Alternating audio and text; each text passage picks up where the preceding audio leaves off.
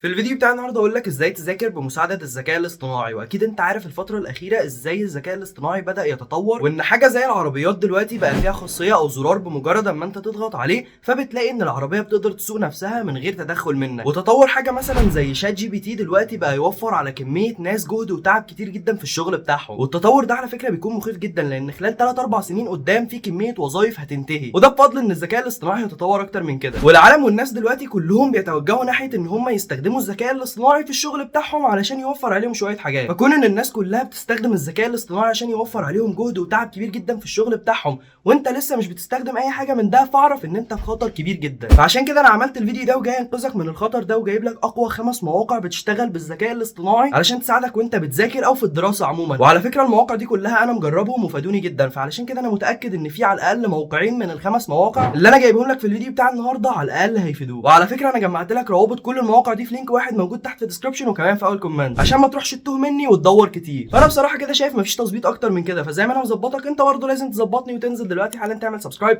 تروح عليا كده بلايك كومنت فولو على انستجرام، سيب لك اللينك تحت في الديسكربشن، ويلا بينا نبدا على طول.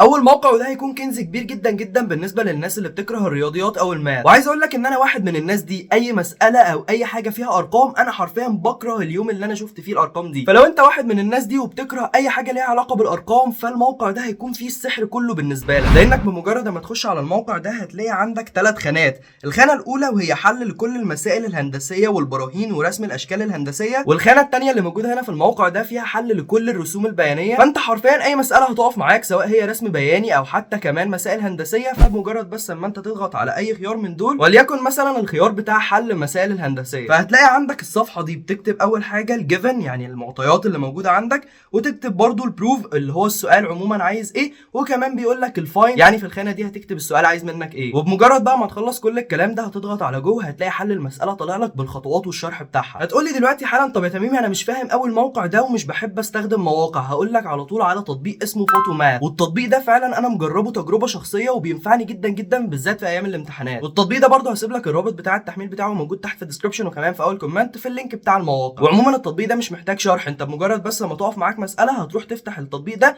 وبعدين تصوره، وفي اقل من دقيقه بالظبط الذكاء الاصطناعي اللي موجود جوه التطبيق ده هيحل لك المساله ويشرحها لك بالخطوات. طب افرض يا عم تميمي دلوقتي انت مش عندك مساحه في الموبايل بتاعك ومش عارف تنزل تطبيق فوتوماث، هتعمل ايه بقى في المشكله دي؟ بكل بساطه هتروح عندك على جوجل لينز، بعدين تضغط على علامه الكاميرا، هتلاقي عندك خيارات كتير تحت كده، هتضغط على كلمه هوم وورك، وهنا بقى هتصور اي مساله كيميائيه او فيزيائيه او حتى مساله ماث وهتحدد عليها بالظبط، وهتستنى شويه وهتلاقي جوجل لينز بيطلع لك الحل بتاعها بالخطوات. فانا شايف بصراحه كده ان مفيش تظبيط اكتر من كده، فزي ما انا مظبطك دلوقتي وخليتك تحل كل المسائل الكيميائيه والفيزيائيه ومسائل الماث، انت برضو لازم تظبطني. ولو انت لسه مكمل الفيديو لحد هنا ولسه ما ظبطتنيش بلايك وسبسكرايب فانا زعلان جدا منك يا جدعان. عايزين نوصل 50000 سبسكرايب في اقرب وقت، فانزل دلوقتي حالا نعمل لايك وسبسكرايب لو انت لسه مش عامل، وكمان اعمل لي فولو على انستجرام، سيب لك اللينك تحت في الديسكربشن برضو. على فكره انت لو ما عملتليش فولو على انستجرام فانت فايتك بجد محتوى جامد قوي، وكل المواقع والتطبيقات اللي انا بتكلم عنها في الفيديو بتاع النهارده كنت قايلها في فيديوهات قبل كده على الريلز بتاعت الانستجرام، فانت بجد فايتك كتير جدا جدا لو انت لسه ما عملتليش فولو على انستجرام. سيب لك اللينك تحت في الديسكربشن،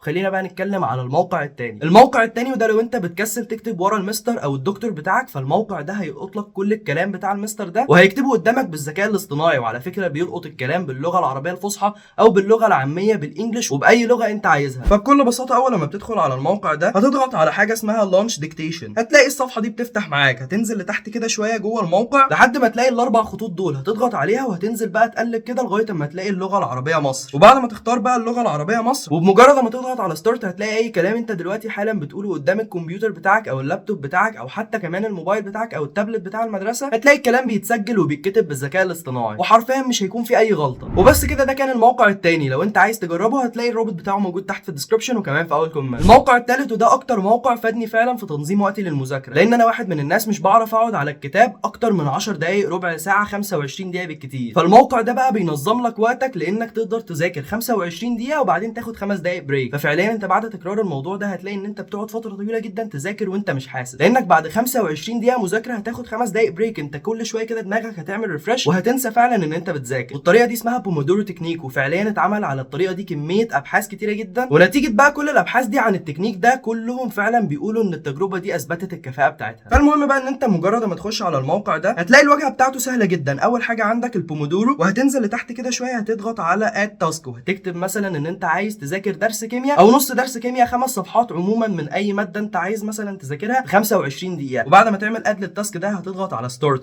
وبعد ما تخلص ال 25 دقيقه دي الموقع هيقول لك انت كده خلصت 25 دقيقه، وتنتقل بقى على الحاجه الثانيه اللي موجوده في الموقع ده وهي الشورت بريك. وبمجرد ما تضغط على شورت بريك هتلاقي الموقع فيه حاجه اسمها اد تاسك برضه. فانت هنا برضه تقدر تنظم وقتك للعب، اللي هو الخمس دقايق دول انت عايز تعمل فيهم ايه؟ عايز تقوم تتمشى، عايز تشرب ميه، عايز تقوم تلعب رياضه شويه، او حتى كمان ممكن تقعد تتكلم مع اهلك شويه. فتقدر تكتب برضه التاسكات اللي انت عايز تعملها في الخمس دقايق دي. وبعد 4 مرات بتعمل فيهم الموضوع ده ان انت بتذاكر 25 دقيقه بعدين تاخد 5 دقايق بريك، هتاخد بقى اللونج بريك اللي هو 15 دقيقه من الراحه. وبرضه تقدر تكتب تاسك معين انت عايز تعمله في ال 15 دقيقه دي. فبصراحه كده الموقع ده لا غنى عنه في التنظيم بتاع وقتك في المذاكره، وبجد هيفيدك جدا جدا في الاوقات مثلا زي رمضان او كده. هتلاقي ان انت فعلا مش بتقدر تقعد على المذاكره تماما، فانك تذاكر 25 دقيقه بعدين تاخد 5 دقايق بريك تلعب شويه ولا تقرا ورد معين من القران، دي حاجه هتكون كويسه جدا بالنسبه لك. بفكرك برضو ان انت لو وصلت للحته دي من الفيديو لسه ما عملتش لايك وسبسكرايب، فانزل دلوقتي حالا نعمل لايك وسبسكرايب علشان نوصل 50000 سبسكرايب في اقرب وقت. وعايز اقول لك كمان ان انت لو ما عملتش شير للفيديو ده لكل اصحابك فيعني انت كده بجد بخيل جدا جدا على اصحابك بكمل معلومات اللي هم ممكن يعرفوها من الفيديو ده. فاعمل شير للفيديو ده لكل اصحابك علشان يستخدموا الذكاء الاصطناعي في الدراسه والمذاكره بتاعتهم. الموقع الرابع ده بقى هيكون فيه اي حاجه خاصه بحته التعديل على البي دي اف. لو انت عندك بي دي اف وعايز مثلا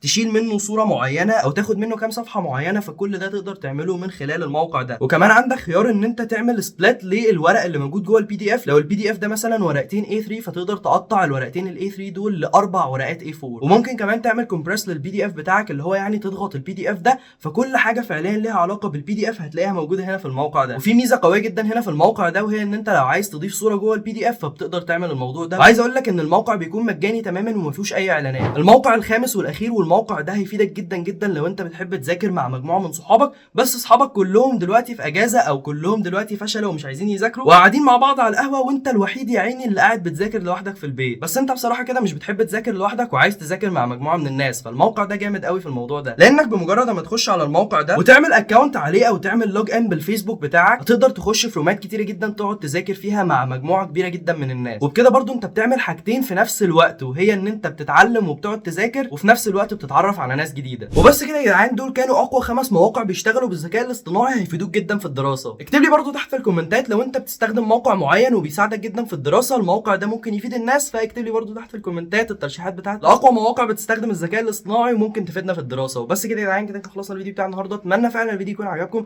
لو عجبكم بقى ما تنسوش تعملوا لايك وشير وسبسكرايب وبس. سلام.